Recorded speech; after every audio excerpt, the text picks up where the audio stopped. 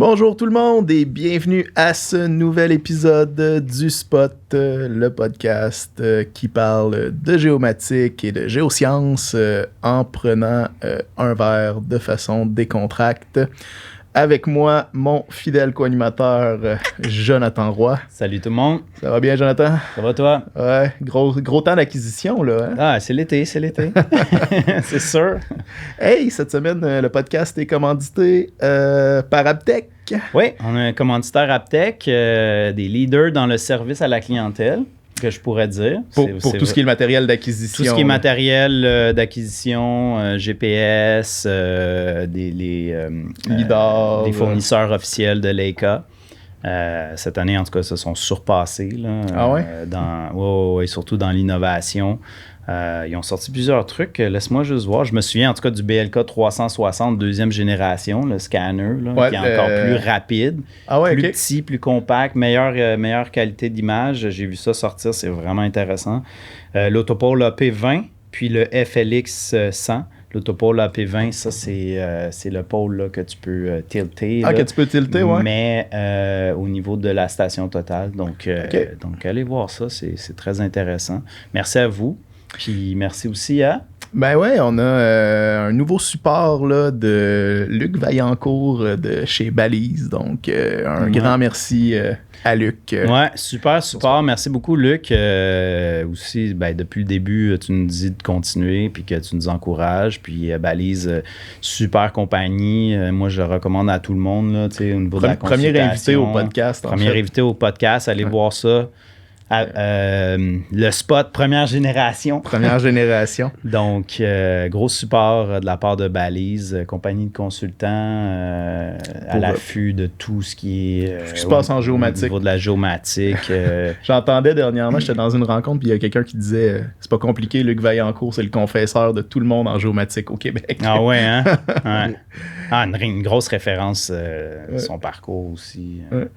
Hey, puis cette semaine, on reçoit le président de l'OGQ, Carlos Pelletier-Martinez. Bonjour. Bonjour, Carlos, ça va bien? Bonjour, ça va bien, vous autres? Ouais, ça va super bien. Cheers. Hey, cheers. Hey, merci.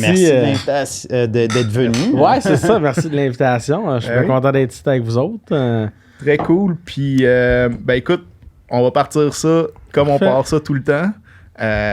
C'est quoi ton parcours? D'où est-ce que tu viens?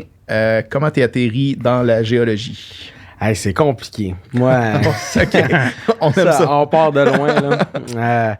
En fait, moi, ça remonte à loin. Moi, j'étais un petit gars de Joliette, en fait. Puis à Joliette, on avait la cimenterie, dans le temps, la cimenterie Saint-Laurent, en fait, qu'on l'appelait, là, qui a été achetée par ça par Holcim, puis là, qui est devenu CRH Canada en ce moment. Puis...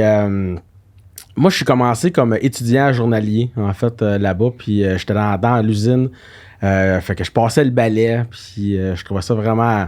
je trouvais ça cool dans le temps. J'étais dans une grosse shop. Puis moi, dans ma tête, je faisais ma vie et ma carrière à cimenterie. Là. Ah ouais, OK. Ouais. Ça, c'est le genre d'employé qu'on aime, ça, quand c'est même. Ça, là, exact. Fait que j'ai travaillé là-dedans. Puis après ça...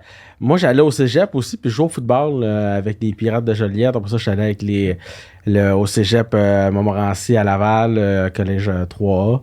Fait que j'étais porteur de ballon. Fait que là, j'avais comme un choix à faire dans ma vie en me disant, est-ce que je continue l'école? Puis je m'en vais jouer au football, mettons, universitaire, ou j'ai un choix de travailler, mettons, à la cimenterie. Puis dans le temps, avec ma mère, j'avais parlé de ça. Puis là, ma mère elle me dit tu sais, pense à ton avenir. Tu sais, la cimenterie, c'est bon, tu as un bon salaire, mais tu sais, tu vas être pris là un peu longtemps. Puis tu sais, j'étais comme, OK, ben ouais. Fait bref, j'ai décidé d'aller jouer au football universitaire. Fait que. Puis moi, j'adorais la chimie, en fait. Puis à la cimenterie, je travaillais dans le département du laboratoire, en fait, au niveau de la chimie. Je faisais les analyses de clinker puis de cru. Fait que c'était vraiment cool. Fait que j'aimais vraiment la partie chimie analytique puis tout ça. Puis de m'amener, il y a un géologue qui est venu du Colorado, je vais toujours me souvenir de ça. Puis le gars, il avait un PhD. Fait que puis il faisait des carottes dans la carrière puis tout ça. Je disais, hey, c'est vraiment cool. Puis là, quand j'ai commencé à y parler, tu sais, il parlait en anglais, puis moi, dans le temps, je parlais pas anglais. La seule affaire que j'ai compris, c'est qu'il y avait un PhD. Fait que là, j'étais comme, oublie ça, man, c'est ben trop d'études. Fait que là, Ben, c'est ça. Fait que j'ai décidé de quand même de poursuivre après ça à l'école, là, à l'université. Parce que je voulais jouer au football, puis là, je m'en vais en géologie. Là, j'aimais la chimie, puis là, géologie, je me disais, là, PhD, oublie ça. Là. Fait que, parti en chimie. Fait que j'ai commencé un bac en chimie. Fait que j'ai fait mes années de football avec les Carabins de l'Université de Montréal. Ah ouais? Ouais. Puis après ça, en 2012, il y a eu la grève étudiante. Ouais. Fait que là, j'ai décidé d'arrêter l'école puis de dire, là, je vais aller essayer de travailler, tu sais, pour voir en chimie si j'aime vraiment ça. Parce que là, j'étais comme, je continue-tu ou je continue pas. Puis en fin de compte, j'étais allé chez Maxam, un laboratoire, laboratoire environnemental. Fait que là, j'ai commencé à travailler dans les sols. Ici à Montréal. Ouais, c'est ça, ici à Montréal, à Saint-Laurent. Fait que là, j'ai commencé à travailler dans les sols.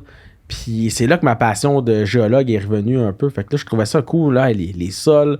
Puis là, je broyais de la roche dans. Fait que là, ça me revenait au niveau de la cimenterie. Tu sais, j'étais comme, je pense que j'ai vraiment le goût de retourner, tu sais, à la cimenterie, aller travailler là-dedans. Fait que là, j'ai commencé à regarder les métiers. Fait que là, j'ai décidé d'aller faire un majeur en géologie. Okay. En fait, parce que ça me donnait accès à l'ordre des géologues. Puis c'était juste 2 ans.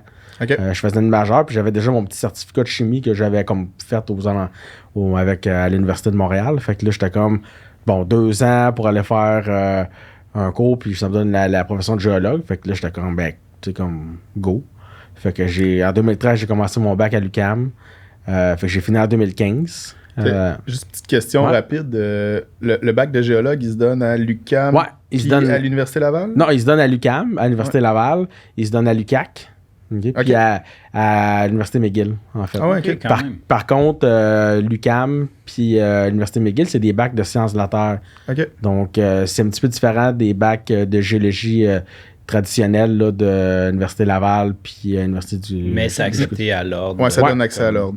Ouais, ça donne accès à l'ordre, là, parce que c'est un programme de géosciences. Là. Mm-hmm. Okay. Donc, nous, à l'ordre des géologues, on accepte les géoscientifiques là, en général. Là. Puis tu sais, comme... je veux continuer ton parcours après, mais juste... c'est-tu les quatre seuls programmes qui sont acceptés à l'ordre? Ouais. Ou, fait que, dans le fond, c'est géologue et génie géologique. Non. Génie géologique n'est pas accepté? Non, génie géologique, ça passe par l'ordre des ingénieurs. OK. Fait que on a des ingénieurs en géologie qui pratiquent la géologie, mais eux sont membres de l'ordre des ingénieurs. Mais il y en a quand même beaucoup. Là, je te dirais peut-être un petit 15-20% de notre membership qui sont aussi ingénieurs et géo. Okay, ils ont le double titre ingénieur-géologue. Parce qu'au Québec, pour pouvoir dire ingénieur-géologue, il faut que tu sois membre des 2 ordres. Okay. Soit OGQ et OIQ. Okay. Donc, sinon, si tu es juste membre de l'ordre des ingénieurs, c'est ingénieur en géologie. OK. Sinon, nous, c'est géologue, en fait. Là. OK, c'est intéressant. Fait que là, dans le fond, là, t'es rentré à l'UQAM dans ton programme en... Ouais, c'est ça. Fait que je suis rentré là-dedans, puis en réalité, à l'UQAM, c'était très axé exploration minière. Fait que, tu sais, puis moi, je savais que je voulais m'en aller en environnement, tu sais, carrière, puis tout ça.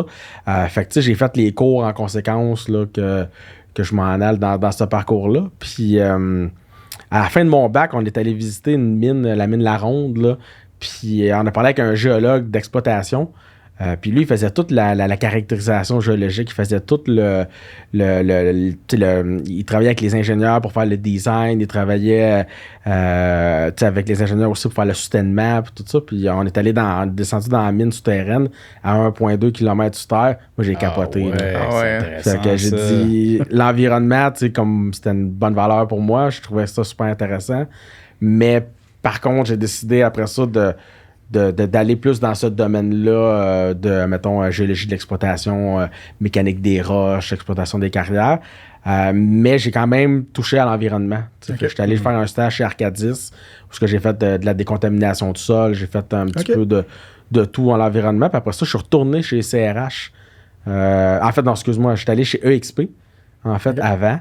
Après mon stage chez Arcadis, j'étais chez EXP, puis j'ai travaillé sur un projet de tunnel, tunnel Rosemont, là, en 2014, qu'on faisait une conduite d'eau potable de genre 4 km de long. Là. C'était dans les premiers qu'on faisait là, à Montréal, là, avec un tunnelier. Puis là, dans ce temps-là, je travaillais avec EXP. Puis là, je faisais de la cartographie sous terre avec la géologue là, dans le temps, Brigitte Gagné.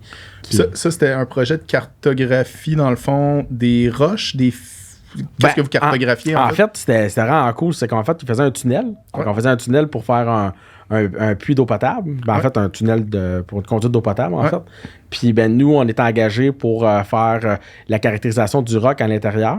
Puis faire les recommandations pour le soutènement.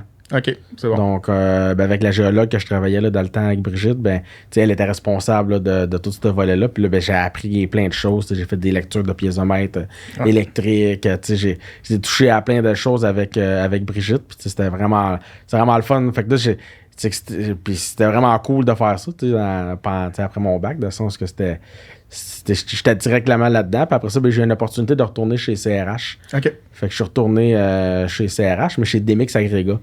Parce qu'il y avait la division ciment. Mais là, j'étais allé chez Demix Agrega.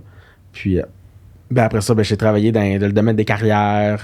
Fait que j'étais responsable au niveau de la géologie, de l'exploitation de diverses carrières. Fait que je faisais des tests de rock. Fait que je faisais le contrôle qualité, la qualité du massif rocheux.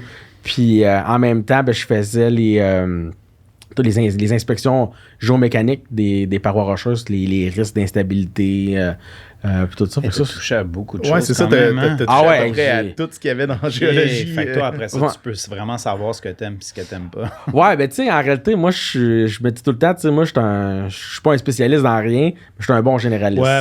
Fait que, tu sais, je connais rien, mais je connais tout, tu sais, dans le sens que c'est un peu ça, mais tu sais, je suis pas spécialiste dans aucun domaine, mais tu sais, moi, j'aime ça, m'entourer des bonnes personnes pour, après ça, tu sais, comme quand t'as un projet, toi, tu peux être la personne qui lead le projet, mais c'est pas toi qui. C'est pas tes connaissances.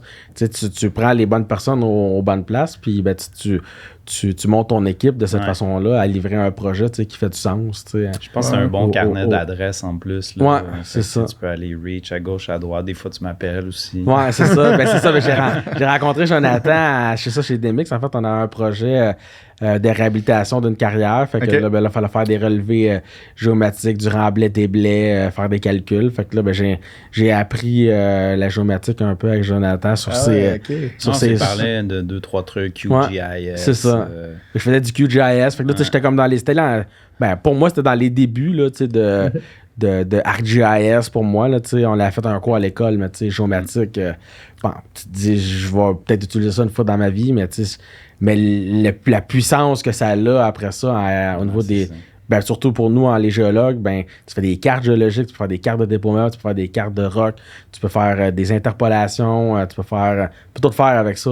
C'est-tu quelque chose que tu vois, tu dis, on a eu peut-être un cours quand j'étais à l'université, mais c'est quelque chose que tu vois que genre les géologues s'en vont de plus en plus dans l'utilisation de ça, pour modélisation, puis je te dirais qu'en géologie... C'est puissant. C'est fou, parce que tu peux faire tout avec ça. Tu sais, la géomatique, vous le savez, tu peux utiliser ça pour faire de l'urbanisme, tu peux utiliser ça pour faire de l'agriculture, tu peux faire ça, tu sais. Ça a des grosses sphères, là, tu sais. Fait que nous, la sphère de la géoscience, tous les géologues, là, la plupart vont en utiliser un petit peu de géomatique, ils vont faire...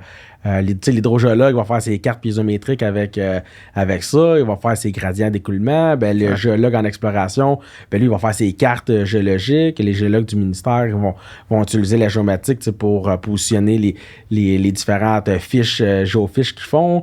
On a un gros bureau, là, le CGM, en fait. Là, ça, c'est utilisé... Le CGM qui est pour tous les systèmes... C'est le système d'information géominière. Géominière, c'est ça. Ça, là-dedans, t'as toute l'information. Tu puisses-tu là-dedans des fois? moi, je suis constamment là-dedans. Là, juste tantôt, j'étais dans mon projet, ma compagnie, puis j'étais sur CGM, puis là, je regardais les cartes, puis...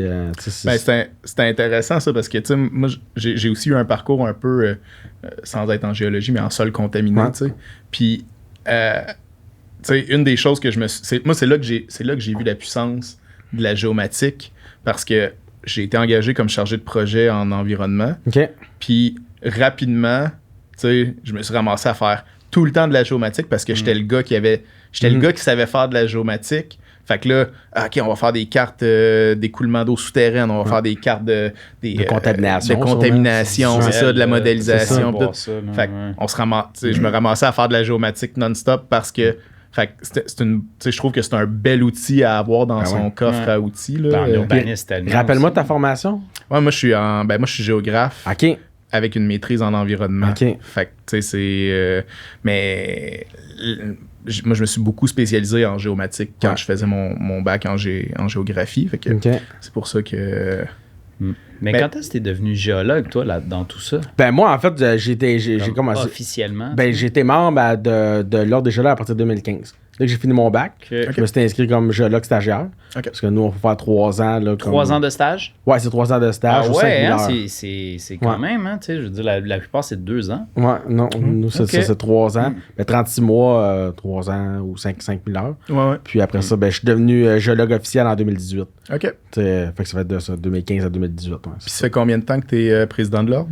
Ça fait pas longtemps, ça fait depuis mai 2021, mais moi, ça fait depuis 2015 que je suis actif à l'Ordre. Ah ouais, OK. Fait que j'ai travaillé sur dans des comités. En fait, j'étais très impliqué dans les comités de l'Ordre, surtout au niveau jeunesse.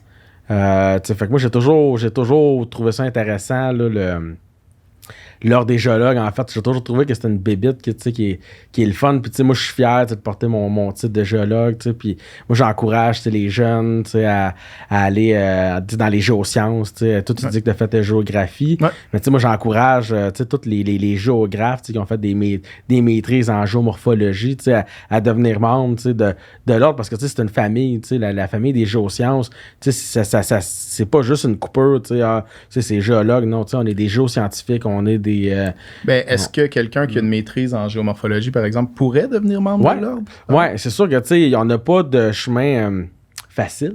Ouais. On a un chemin en équivalence. Okay. Mais là, on travaille beaucoup là, en ce moment là, avec notre CA là, sur comment faciliter l'accès à la profession du géologue, en fait. Mais tu sais, t'as le géologue qui travaille typiquement dans l'or, fait des explorations minières, trouve des gisements, puis tout ça. Mais t'as d'autres géologues, dont les hydrogéologues, les géomorphologues. C'est large. Fait que les géosciences, là, c'est un gros cercle. Là. Ouais. Puis ben là, t'as plein de petites branches à travers. Comme moi, je travaille en mécanique des roches, géologie. Moi, les gens, ils disent que moi, je suis un géologue, ils m'amènent une roche, puis je regarde la roche, puis je suis comme, man. C'est quoi ça? Commençais-tu des roches quand t'étais petit? J'ai une panoplie de roches chez nous, mais c'est juste quand ça brille, je trouve ça le fun, mais tu me demandes c'est quoi le minéral, puis je sais pas. Mais moi, j'ai pas étudié pour être géologue en exploration. J'ai étudié pour faire d'autres choses. Fait que les géosciences, c'est ça qui est le fun, c'est que tout le monde peut trouver son comble là-dedans. Moi, je compare ça à une équipe de football. Une équipe de football, là, c'est un milieu inclusif. Ben, tu as besoin d'un petit porteur de ballon, tu as besoin d'avoir un O-line là, qui est baraqué. Il y a de la place pour tout le monde. Fait que nous, les géosciences, c'est ça qui est le fun, c'est qu'il y a de la place pour tout le monde. Ta créativité, c'est ça qui est cool là, au niveau. Fait que moi, c'est vraiment ça que j'encourage les gens à aller dans les géosciences parce que c'est un domaine d'avenir, les changements climatiques. Ben oui, c'est ça, exact. En quoi, justement, les changements climatiques vont faire en sorte que l'étude géologique, mettons... ben non, c'est une bonne question, ça. On a besoin, en fait, de connaître, moi, je dis tout le temps que les géologues, c'est les historiens, mettons, de la Terre. Ouais. Donc, on connaît le processus de comment ça s'est formé. Donc, on connaît aussi le processus, comment ça peut s'éroder, puis ça peut se déformer. Ouais, puis tu sais, toute la chimie isotopique. Ben, c'est ça, il y a plein, la géochimie, l'infiltration de l'eau dans les sols, les risques naturels. Il y a beaucoup de géologues qui travaillent dans ça, en fait, au niveau, établir des cartes d'inondation, des cartes, puis c'est très... les géorisques, puis ça, c'est comme complémentaire avec les géographes. Il y a beaucoup de géographes qui vont travailler là-dedans, puis après ça, ben, t'as les autres géologues, on veut faire l'électrification des transports, mais ça va prendre quoi? Ça va prendre des mines de lithium, ça va prendre donc, on a des géologues qui vont trouver ces mines-là. On veut des cellulaires. Là, je voyais ton téléphone tantôt, mais il y a des minéraux critiques là-dedans. On a besoin de terres rares. C'est une profession qui est vraiment comme d'avenir. Puis c'est dommage que elle soit pas plus connue. C'est vrai, notre quotidien est tellement dépend tellement des géologues, finalement. Exact. Ben oui, tout à fait. Puis ce qui est intéressant, c'est la géologie... sais, supposons les jeunes qui trippent sa technologie, là, ou, tu sais, sur les sciences, là. Tu sais, t'es géologue, tu peux faire du plein air comme tu peux être dans un laboratoire. Tu peux travailler, tu sais, avec des leaders comme nous autres on fait. Ouais, tu peux trouver en plus ta branche qui est plus spécifique à toi, là. Tu sais, je connaissais une jeune fille, là, quand j'étais allé à l'université, au cégep, en fait, puis elle trippait ses mathématiques. Puis elle disait, c'est vraiment cool, mais elle aimait l'environnement.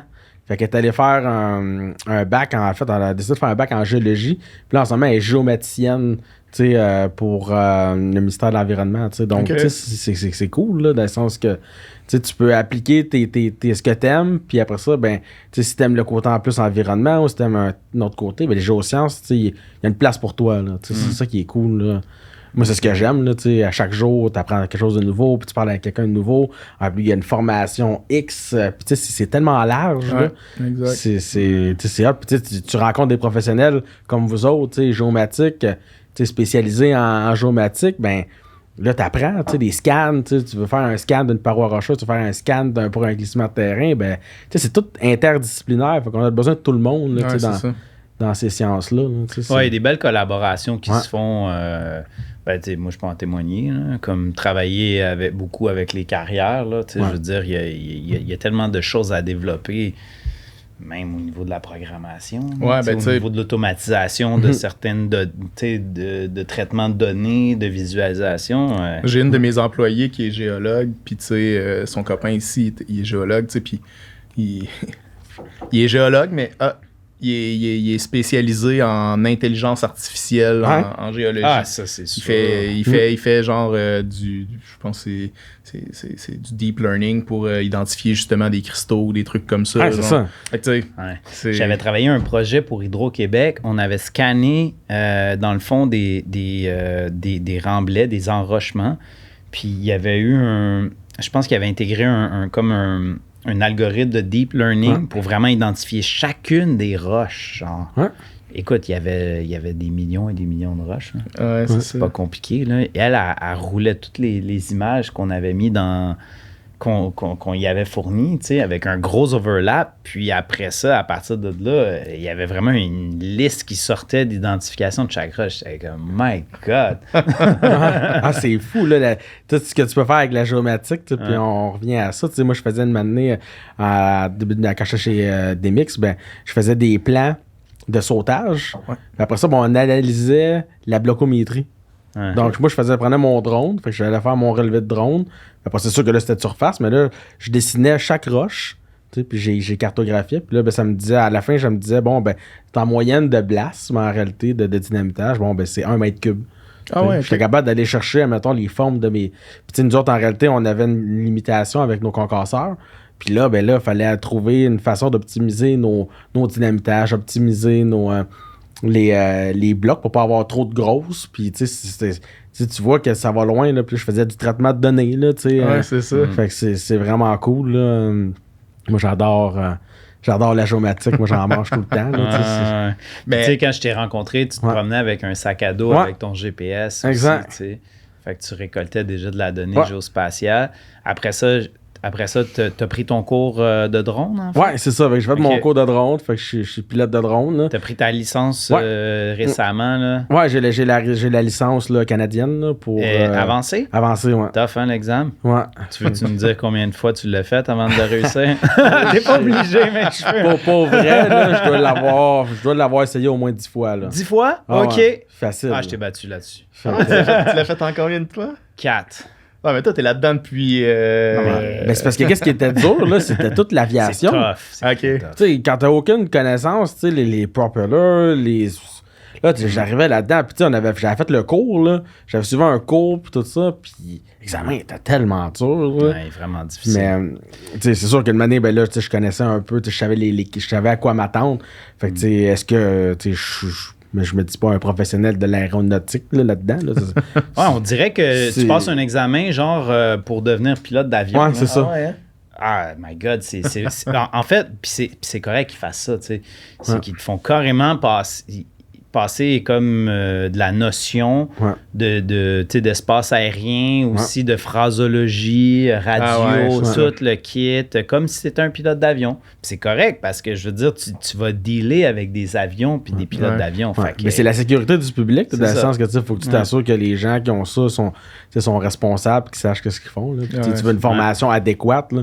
Quelqu'un qui pilote son drone, qui l'échappe, ben tu sais pas ce qui s'en va. Là. Fait qu'il faut que tu communiques tout de suite avec la base. C'est vraiment le meilleur move qu'ils ont fait là, parce que regarde, maintenant on peut en fait aller voler à côté quasiment d'un aéroport, avoir notre autorisation dans une journée. Avant, avoir un COAS dans le fin fond de nulle part, ça prenait genre plus que ça, c'était genre 1 mois et demi, 2 mois. C'est vrai, il y a des délais complémentaires. C'était l'enfer.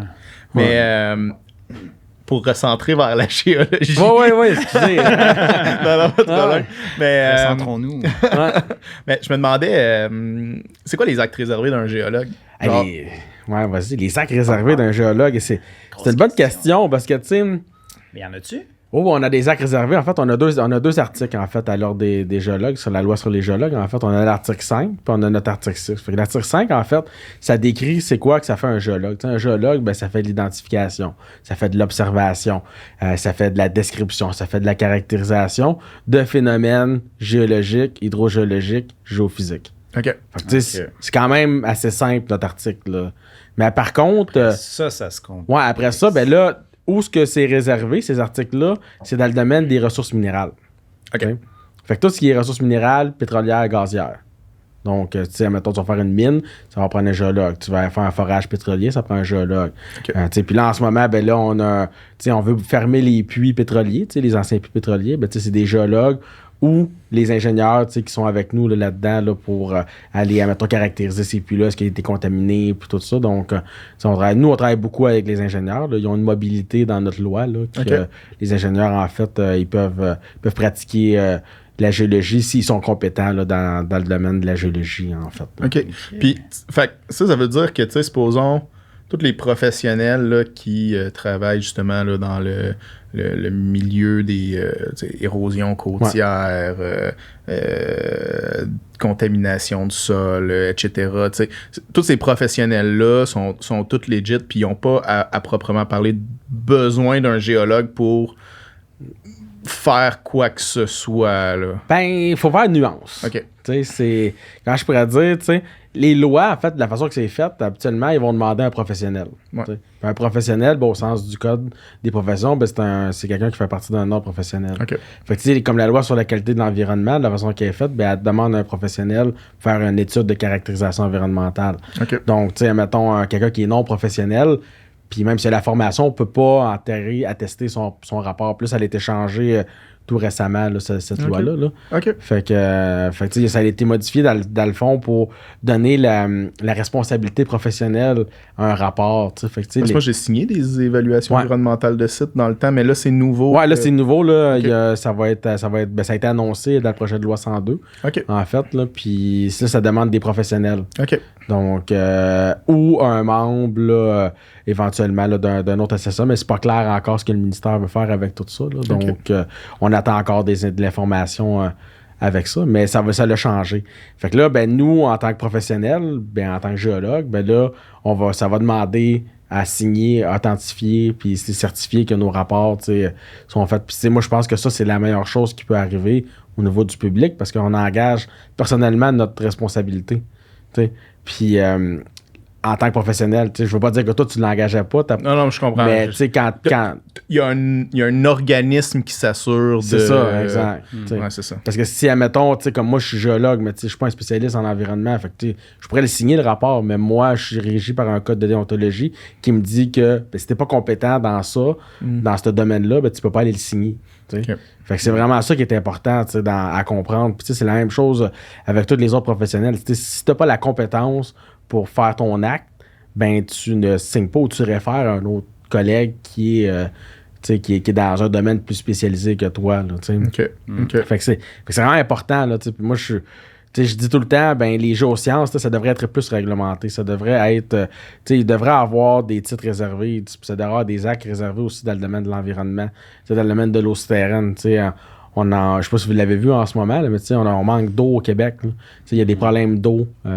Bref, il y a plein d'organismes en ce moment qui gèrent de l'eau. Tu as le réseau sur la qualité de l'eau souterraine du Québec qui travaille un petit peu sur les... On fait des gros projets de PACES au niveau de l'eau souterraine. Ils ont travaillé fort pour ça, mais est-ce que c'est tous des professionnels?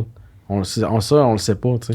Mais la caractérisation des eaux souterraines, en tout cas, l'impression que j'en ai, c'est qu'il y a une lacune. Là. On a vraiment pas une bonne information sur notre eau souterraine au Québec. Ça dépend. On a quand même une bonne information, mais pas assez, je pense, pour faire face à ce qui s'en vient avec les changements climatiques. Ouais, c'est ça. Il y a un effort à faire complémentaire pour aller chercher cette information. Ouais, c'est ça. Fait qu'il manque de l'eau dans le sud du Québec.